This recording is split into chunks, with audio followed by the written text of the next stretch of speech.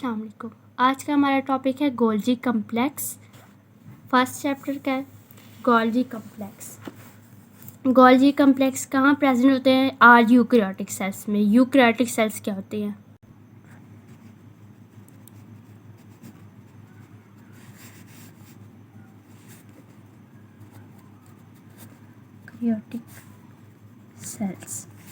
Eukaryotic cells में cytoskeleton present होता है, इसमें एब्सेंट होता है।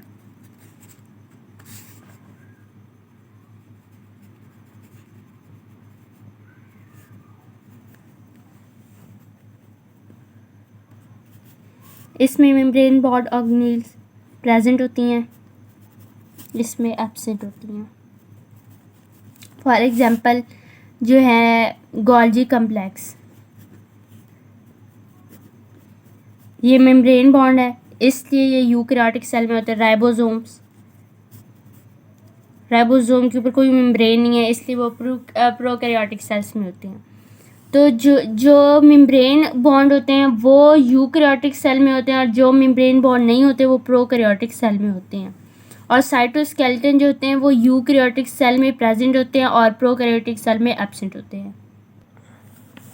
ये प्रेजेंट होते हैं यूकैरियोटिक सेल में। Discovered by Italian biologist Camillo Golgi in 1898।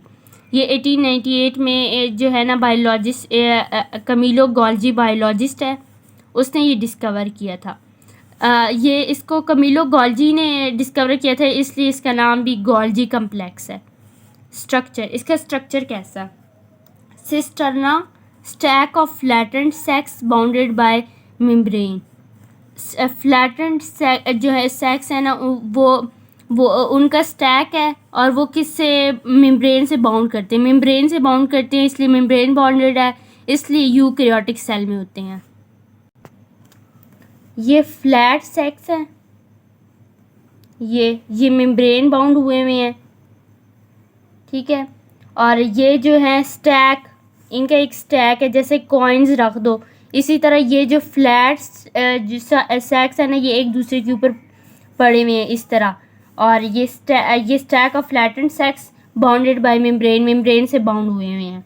तो इसमें क्या होता है कि इसमें जो होते हैं ना वेसिकल्स, वो एक साइड से इसके साथ जो है ना अटैच होते हैं, और ये यहाँ से जाते हैं, और इसके अंदर जो होते हैं ना जो भी प्रोटीन्स वगैरह, वो इसके अंदर जाती हैं, फिर वो यहाँ से यहाँ तक फिर ये रिलीज़ करता है। जब इसके अंदर प्रोसेसर मॉडिफाई हो जाता है तो ये फिर वेसिकल रिलीज़ करता है, और उसके अंदर जो है मॉडिफाई और प्रोसेस जो होती हैं प्रोटीन्स वगैरह होती हैं। Vesicles, tiny spherical sacs enclosed by membrane fusing from one side and pinching from other। Tiny छोटे छोटे स्फेरिकल सैक्स होते हैं, और ये भी मेम्ब्रेन इनके जो है ना साइड पे, इनके ऊपर भी मेम्ब्रेन होती है, और ये भी मेम्ब्रेन बॉन्ड होते हैं। और ये गोल्जी कम्प्लेक्स के एक साइड से फ्यूज़ होते हैं, एक साइड से अटैच होते हैं, और दूसरी साइड से पिंचिंग फ्रॉम अदर, दूसरी साइड से डीटैच हो जाते हैं, दूसरी साइड से जो है ना वो वेसिकल रिलीज़ हो जाते हैं। ये वेसिकल्स हैं, और ये वेसिकल्स हैं, ये इस साइड से अटैच हो रहे हैं इसके साथ। और वेसिकल्स में ना जो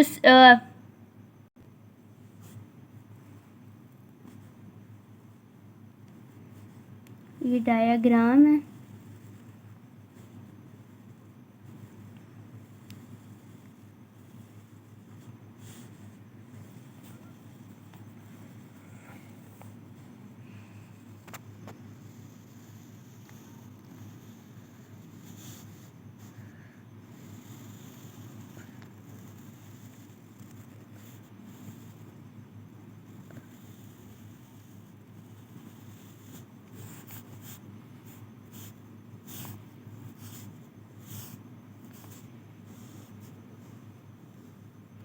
इस तरह इसमें स्फेरिकल्स आते हैं।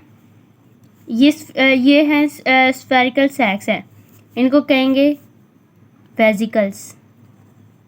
और ये वेसिकल्स में कोई ना कुछ जो है प्रोटीन्स वगैरह होते हैं। ये इसके साथ अटैच करते हैं इसके अंदर जो है ना, तो ये जो है मेम्ब्रेन, ये मेम्ब्रेन बॉन्ड है, ये भी मेम्ब्रेन बॉन्ड है, ये सब, ये जो गोल्गी कम्प्लेक्स है वो भी मेम्ब्रेन बॉन्ड है, जो वेसिकल्स होता है वो भी मेम्ब्रेन बॉन्ड है। तो ये इसकी मेम्ब्रेन से ना, तो ये वेसिकल अंदर नहीं जाता, इसके अंदर जो प्रोटीन्स है वो अंदर चले जाते हैं, फिर वो इसके अंदर जाते हैं।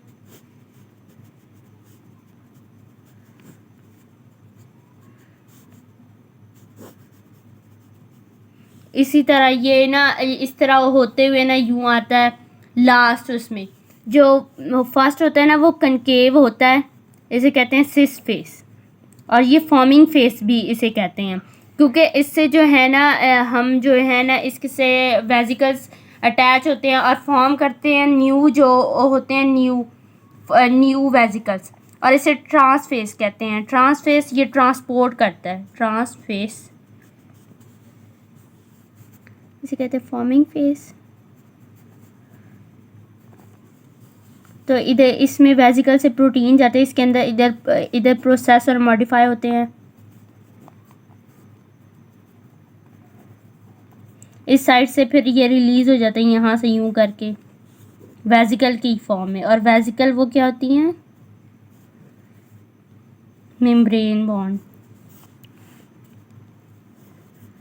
और ये इसमें मॉडिफाई जो होते हैं वो आते हैं। तो ये वेसिकल की फॉर्म में इसलिए होता है ताकि जब ये सेल से बाहर जाए तो तब भी वेसिकल की फॉर्म में ही बाहर जाए, इसको हम सेल से बाहर भेज सकें। ये फॉर्मिंग फेस है, इससे जो है ना ट्रांसपोर्ट हुआ जो वेसिकल होता है वो इसके अंदर आता है, इसे सिस फेस कहते हैं। और ये जो है ये कन्वेक्स है, जैसे कन्वेक्स शेप होती है ना वैसे। डायग्राम, ये कन्वेक्स लेंस इस टाइप का होता है,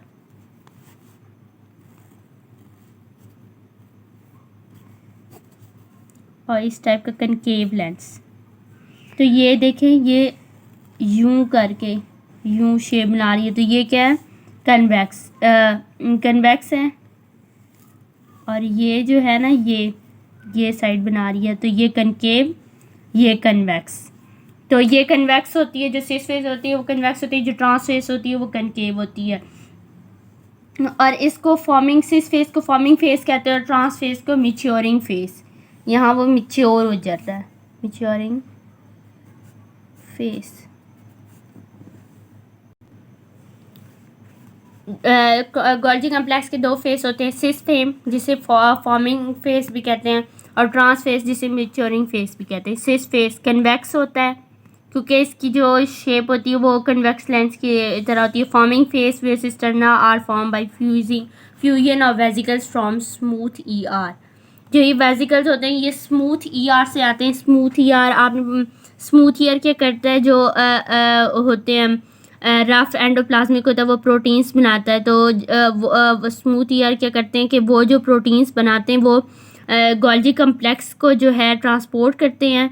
तो जब वो गोल्गी कम्प्लेक्स के पास जो है ना स्फीयर की फॉर्म, वेसिकल्स की फॉर्म में आते हैं, और वेसिकल्स गोल्गी कम्प्लेक्स के साथ अटैच होते हैं, और उसके जो भी आते हैं बीच में प्रोटीन्स होते हैं, जो भी आते हैं वो प्रोसेस होते हैं, मॉडिफाई होते हैं। और जो ट्रांसफेस होता है जो कनकेव शेप का होता है, कनकेव लेंस की शेप जैसा, वो उसको मैच्योरिंग फेस भी कहते हैं। वहाँ से वो जो होते हैं ना पिंच कर जाते हैं और रिलीज़ हो जाते हैं। Maturing concave face at inner end where cisternae break up to vesicle. वहाँ जो सिस्टर्ना होता है वो टूट रहा होता है वेसिकल्स में।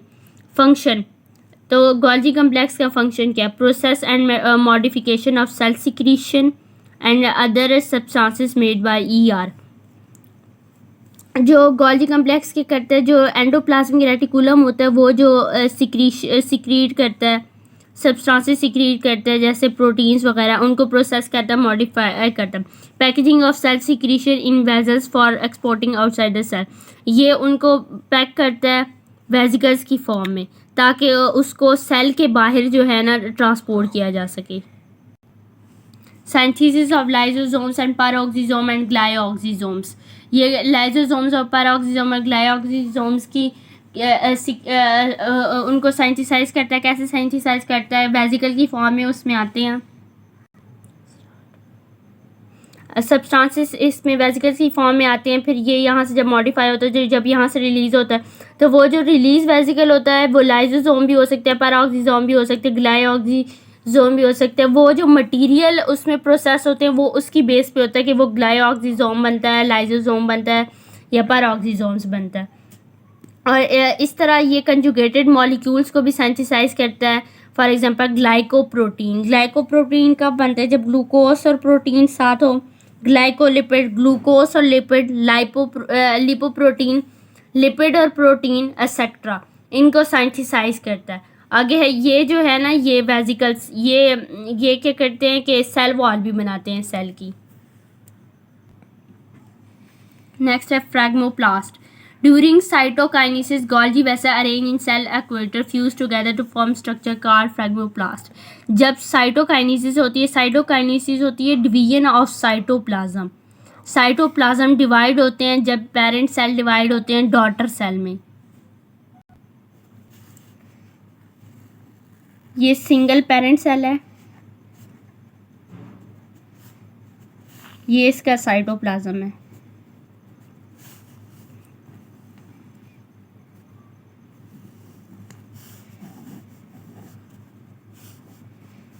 ये साइटोप्लाज्म डिवाइड हो रहा है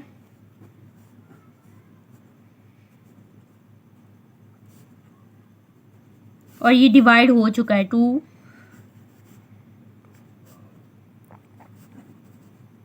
डॉटर सेल्स आर फॉर्म्ड। तो साइटोकाइनेसिस क्या होती है? Division of cytoplasm when a single parent cell divide into 2 or more daughter cells। तो जब साइटोकाइनेसिस होती है, जो गोल्जी वेसल्स होते हैं ना, वो क्या करते हैं, सेल के इक्वेटर में होते हैं और फ्यूज़ कर जाते हैं और एक स्ट्रक्चर बनाते हैं जिसे फ्रैगमोप्लास्ट कहते हैं। फंक्शन ऑफ फ्रैगमोप्लास्ट क्या करता है? Phragmoplast give rise to a cell wall. ये सेल वॉल को राइज करता है फ्रैगमोप्लास्ट जो होता है।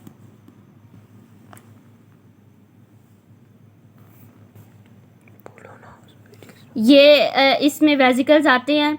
ये किस में आते हैं? सिस फेस में। ये कन्वेक्स होता है, ये जो है ये ट्रांस फेस है, ये कनकेव होता है। ये कन्वेक्स इसलिए होता है, ये कन्वेक्स लेंस की शेप में होता है। कन्वेक्स लेंस ऐसे होता है, कन्वेक्स लेंस। ये है कनकेव लेंस। ये कन्वेक्स लेंस की फॉर्म में है और ये कनकेव लेंस की फॉर्म में है। तो इसे हम ये कन्वेक्स होता है और ये कनकेव होता है। ये सिस फेस होता है और ये जो ट्रांस फेस होता है। ये इसे फॉर्मिंग फेस कहते हैं, इसे मैच्योरिंग फेस भी कहते हैं। और इसमें वेसिकल्स जो है ना वो अटैच होते हैं गोल्गी कम्प्लेक्स में। इसमें जो होते हैं वेसिकल रिलीज़ होते हैं और इसके अंदर सारी मॉडिफिकेशन होती है। और ये जो वेसिकल्स होते हैं ये इसकी मेम्ब्रेन बनाते हैं। ये मेम्ब्रेन में आते हैं, अटैच होते हैं और ये जब इधर से इसके अंदर जो भी मटेरियल होता है वो इसके अंदर जाता है और जब वो निकलता है तो वो भी मेम्ब्रेन के अंदर बॉन्ड हुआ निकलता है और इस तरह वो सेल के बाहर भी निकल सकती है। ये न्यूक्लियस है, ये सेल है। ये न्यूक्लियस है, ये रफ एंडोप्लाज्मिक है, ये स्मूथ एंडोप्लाज्मिक है। तो रफ एंडोप्लाज्मिक में ये जो ब्लैक है ये क्या है? ये राइबोसोम्स है।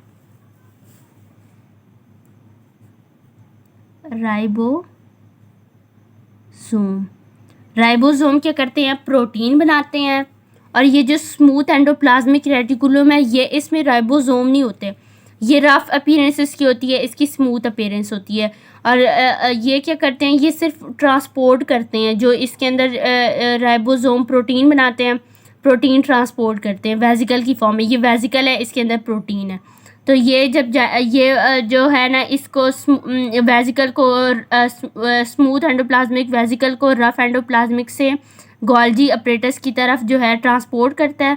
जब ये इधर ट्रांसपोर्ट होता है तो ये येलो येलो जो मटेरियल है वो इसके अंदर चला जाता है और ये इसके अंदर प्रोसेस होता है और मॉडिफाई होता है और फिर ये जो है ना ये वेजिकल रिलीज़ करता है किससे, सिस फेस से इंटर होता है, मॉडिफाई होता है बीच में और मेम्ब्रेन फिर बाद में ये रिलीज़ होता है ट्रांसफेस से और वेजिकल की मेम्ब्रेन बनती है। और ये जो है ना इसमें ये लाइजोसोम भी हो सकता है, ग्लाइऑक्सिसोम भी हो सकते हैं, पैराऑक्सिसोम, इसमें ये लाइजोसोम है।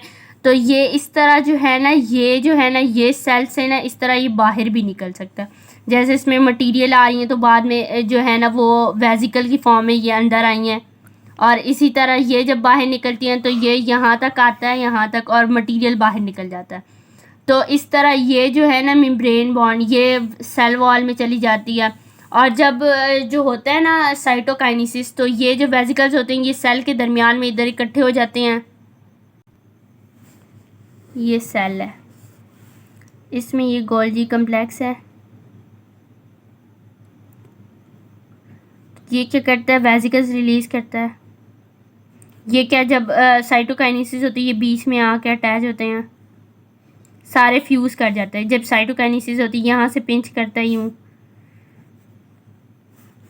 तो ये जो होते हैं ना हाफ इसमें चले जाते हैं, हाफ इसमें चले जाते हैं और ये क्या करते हैं सेल वॉल में हेल्प करते हैं। और ये और फ्रैगमोप्लास्ट बनता है और फ्रैगमोप्लास्ट कहते हैं सेल वॉल राइज करते हैं।